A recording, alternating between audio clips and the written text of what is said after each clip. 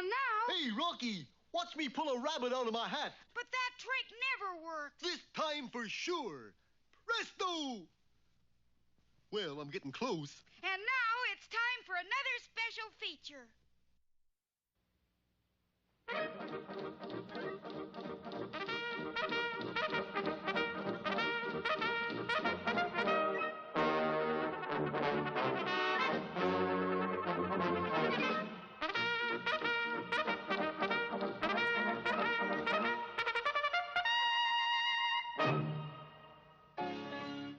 Canadian woods, full of trees.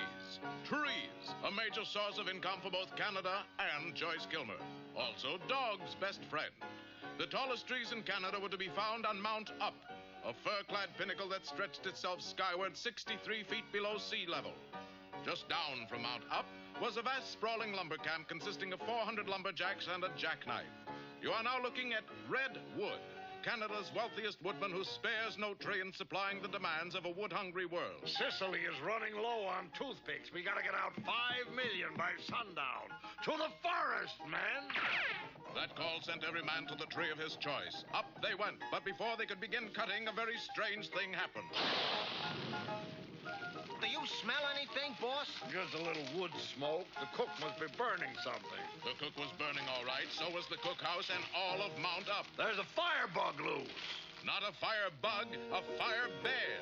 It was Stokey, who for years had been helping to prevent forest fires. He wasn't the same Stokey now, mainly because he was under the hypnotic influence of that foul ball of the great Northwest, Snidely Whiplash. Why are you doing this, Mr. Whiplash? How else can you barbecue hot dogs? Look into my eyes, Bear. Now, go light a fire somewhere. Now, when Canada has a problem, the mounted police have a problem. And their problem is Dudley Do-Right, the inspiration for the famous folk song, Why Don't You Do Right? Onward, faithful steed. We must reach Mount Up before sundown. 2 weeks later, Dudley and Red Wood discussed the problem out in the open, as there was no place else to discuss it. What seems to be the trouble here? It's Stokey the bear. He's gone ape. Oh, that rat. Give me a description of him. Well, weighs about 700 pounds, fur coat, cinnamon color, wears a Mountie hat. That's not very much to go on. Anything else? He's a bear. Armed with that information, Dudley took up Stokey's trail, which was still hot. Day after day, the relentless pursuit wore on. Although there was no sign of his quarry, Dudley was getting warmer all the time until finally the trail took him into Quebec. Stokey the bear? No, I haven't seen him.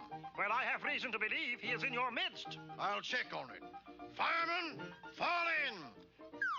Down the firehouse pole they slid. Unfortunately, whoever designed this firehouse did a poor job as there was a hole on the ground floor. Assembly was held in the basement. All right, Constable, look him over. Dudley went down the line, carefully scrutinizing each and every man. It was then when he came to the fifth man in line, he stopped still in his tracks. This man didn't shave this morning. And on he went, continuing his search. Looks like you were wrong, Constable. Dudley was about to agree when suddenly a three-alarm fire broke out somewhere in the city. Like the noble force they are, the firemen responded instantly. Off they roared at 90 miles an hour, only to realize that the three-alarm fire had broken out not in the city, but in their firehouse. The chief and his men fought desperately to control the raging fire. Each man did his job and did it well. All but one, who was nonchalantly toasting marshmallows. Chief, that man is shirking his duty. You mean Stokey, the new man? Stokey? The chase was on. But before our hero could grasp the elusive bear, he shot up the fire pole and disappeared. By now, the fire was hopelessly out of control, and the fighters joined the spectators. Then a gasp came from the crowd as a lone bear was seen standing on the roof, flames licking his feet. It is he, and I must save him. Unmindful of the danger, Dudley rushed into the burning building and fought his way to the roof. The chief also sprang into action and ordered his men to bring out the safety net. Unfortunately, the crew grabbed a hula hoop by mistake and the bear landed on Dudley. Dudley landed on his head. 2 weeks later, at Redwood's logging camp... Tell me, Inspector, whatever happened to Constable Do-Right and Stokey the bear? Well, I was all for putting Stokey in the poker.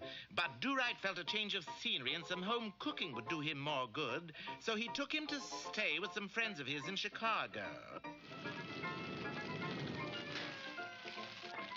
Now remember, Mrs. O'Leary, we'll blame it all on the cow.